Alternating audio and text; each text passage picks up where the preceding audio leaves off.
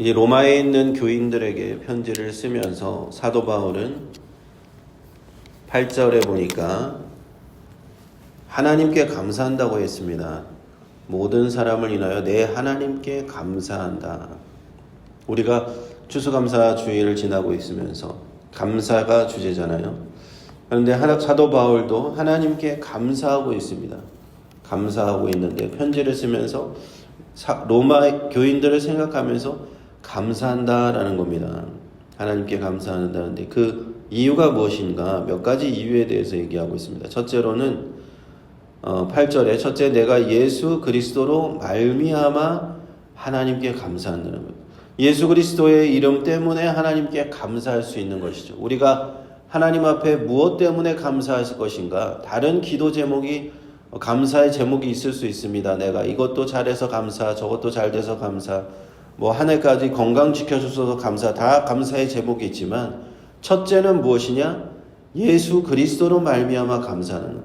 예수님을 보내주셔서 하나님이 나의 죄를 사하여 주시고 하나님과 화목하게 해주시려고 예수 그리스도를 화목제의 제물로 주시고 나를 하나님의 자녀로 삼아주셨으니 우리가 감사의 첫 번째 기도 제목은 예수 그리스도로 말미암아 감사한다는 겁니다. 그 다음에 무엇 때문에 감사하느냐?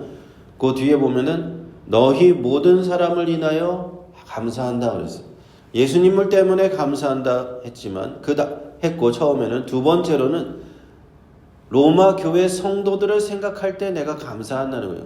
그러니까 사도 바울의 감사는 처음에 주님 때문에 감사하는 것이고 같이 우리 믿는 성도들 때문에 감사한다. 감사의 대상이 이렇게 감사의 이유가 이렇게 흘러가는 겁니다. 첫째는 주님 때문에, 둘째는 성도들에게 너희 모든 사람을 인하여 감사한다.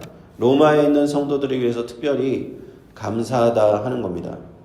이 로마가 기독교가 들어가고 거기에 교회가 세워졌다는 것이 참 의미가 있는 겁니다. 왜냐하면 다른 지역이 아니라 예루살렘과 이스라엘 땅이 아닌 다른 이방 지역에서 예수님을 믿게 되었는데 그 중에서도 로마 제국에 있어서 가장 핵심 심장부는 어디겠습니까? 로마 제국의 수도는 로마잖아요. 로마에 교회가 세워지는 것을 모두가 바랬는데 모든 그리스도인들이 로마의 교회가 세워지는 것을 바랬는데 이제 로마의 교회가 든든히 세워졌다라는 소식이 뭐라고 되겠습니까? 8절에 너희 믿음이 온 세상에 전파됐다. 거기에 교회가 세워지고 믿는 사람들이 많이 생겼습니다. 교회가 든든하게 지금 세워지고 있습니다. 라는 소문이 들리는 것 때문에 우리 그리스도인들이 그 당시 그리스도인들이 감사할 수밖에 없었고 사도 바울 동안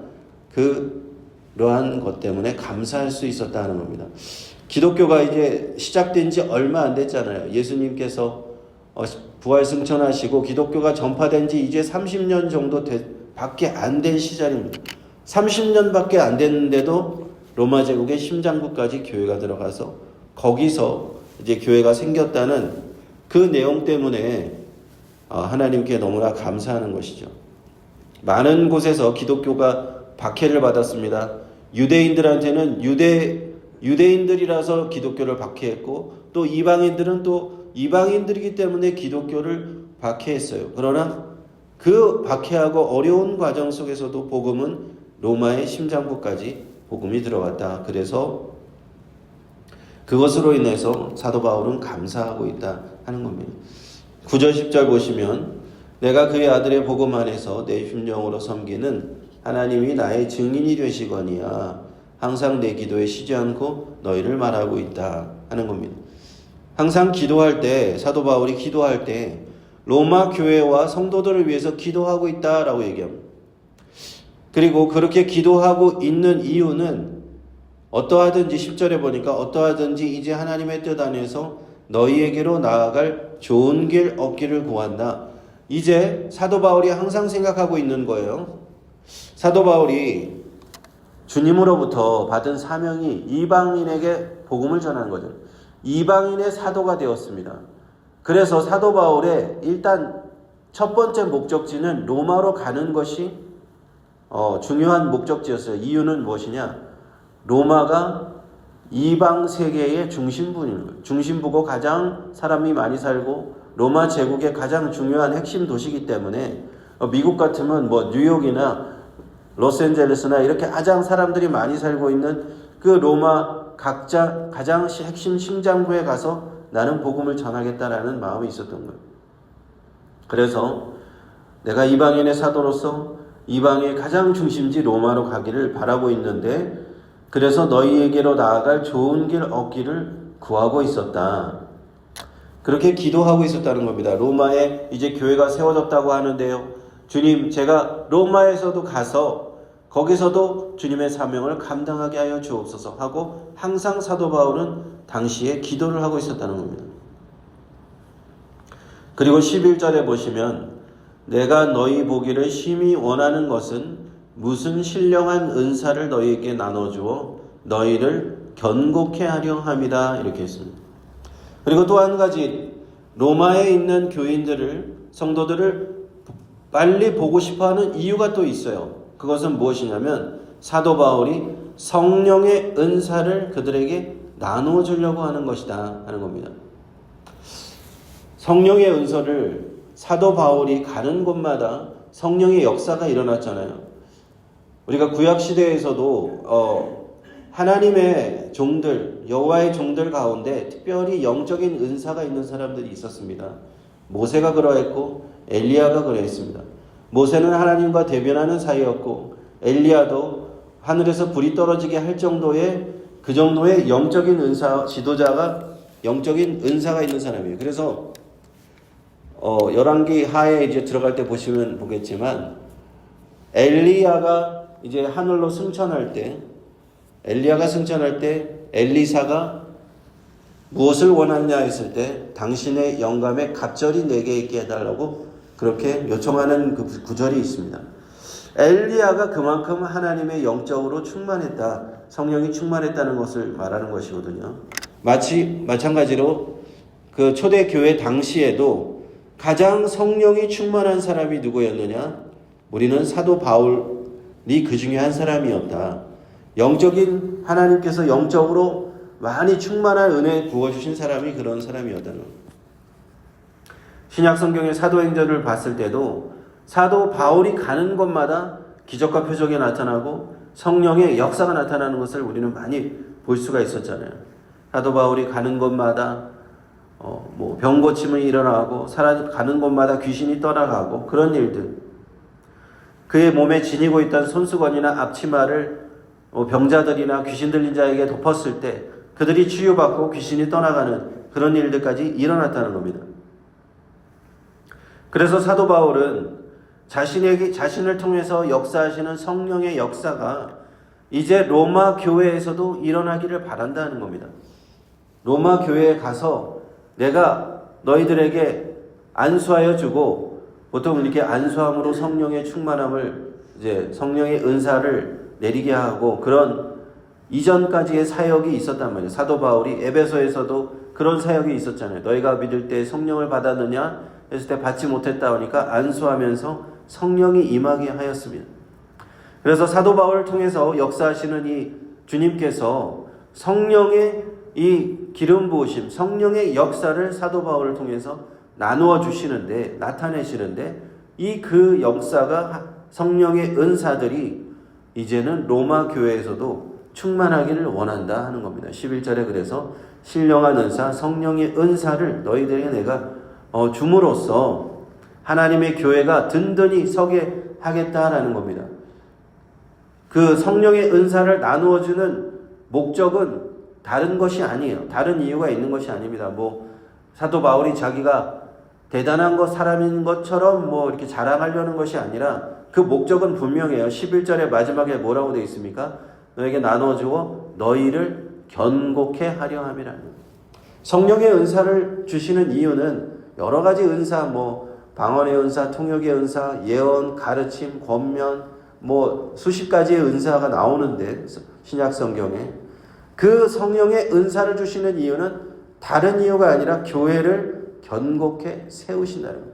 성도들의 믿음을 견고히 세우신다는 거예요. 그래서 성령의 은사가 나타나는 교회에 가면 성도들이 믿음이 강한 거예요.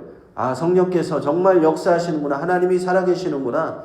하나님 예수 그리스도께서 이렇게 역사하시는구나. 성령을 체험하게 되면서 그들이 견고한 믿음 안에 쓴다는 겁니다.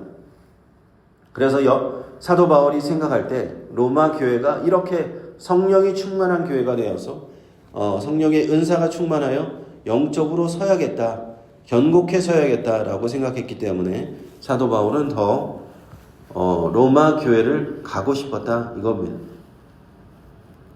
12절에 이제 보시면 이는 곧 내가 너희 가운데서 너희와 나의 믿음을 인하여 피차 안위함을 얻으려 함이라 하였습니다. 그렇게 은사를 나누어 주면요, 여기서 참 하나님의 그 놀라운 은혜가 있는데, 그렇게 해서 이는 곧이라고 돼 12절에 앞에 구절을 이렇게 받아서 바르게 얘기를 하는 건데, 내가 너희 가운데서 너희와 나의 믿음을 인하여 피차 안위함을 얻는다. 이걸 자세히 이렇게 풀어보면, 곰곰이 이제 묵상해 보면 어떤 의미가 나오냐면, 성령 안에서 성령 충만하고 나서 그리스도인들이, 믿는 신자들이 성령 안에서 서로 교통하는 역사들이 나타난다 이겁니다. 우리가 사도신경을 이제 고백하면서 성도가 서로 교통하는 것을 믿는다라고 고백하잖아요. 그 성도가 서로 교통한다는 게 무슨 의미일까 한번 생각해 보신 적이 있어요? 성령을 믿사오며 거룩한 공예와 성도가 서로 교통한다. 그 구절이 사실은 그런 그 사도신경의 내용이 이 12절과 좀 연관이 되어 있는 겁니다. 사도 바울이 로마 교회에 있는 성도와 성령의 은사를 나누어 주면 우리가 성령 안에서 서로 교통하게 된다라는 겁니다. 그 성령의 교통의 역할을 성도의 교통의 역할을 성령께서 하고 계신다 하는 겁니다. 마치 이런 것과 같습니다. 우리가 어떤 나무 막대기 하나가 있으면은 그걸 부러뜨릴 수 있지만, 나무 막대기를 여러 개 쌓아서 묶으면 그걸 잘 부러뜨릴 수가 없죠. 마찬가지로 우리 성도 한 사람 한 사람이 개별적으로 있을 때는 우리가 믿음으로 강력하게 역사하기가 쉽지 않은데, 우리 형제 자매들 성도 한 사람 한 사람을 보이지 않는 이 성령의 끈으로 묶으신다는 겁니다. 그것이 바로 성령의 역사, 성령이 하나 되게 하심, 성령의 교통케 하심이다 이겁니다. 그러므로 우리가 믿음으로 성도 한 사람 한 사람이 성령 안에서 서로 이렇게 연합할 때, 묶일 때 우리는 12절에 뭐라고 얘기합니까? 성도들은 서로 안위함을 얻는다. 안위함을. 이 안위함이라는 단어는 헬라어로 이제 함께 위로한다, 격려한다, 우리가 영적으로 서로 세워준다 이런 뜻입니다. 그러니까 성령이 역사하실 때 그저 그냥 은사만 나타나는 것이 아니라 교회가 서로 간에 서로 안위함을 얻게 된다는 거예요. 성령이 역사하실 때 우리는 성령의 교통을 하게 되고, 성도가 서로 교통을 하게 되고, 서로 교제를 하게 되고 안위함을 얻게 된다는 겁니다. 그걸 그냥 로마 교인들만 그렇게 하는 것이 아니라 사도 바울 자신도 서로 피차간에 그렇게 얻게 하신다 하는 겁니다. 이것이 성령의 역사인 줄 믿습니다.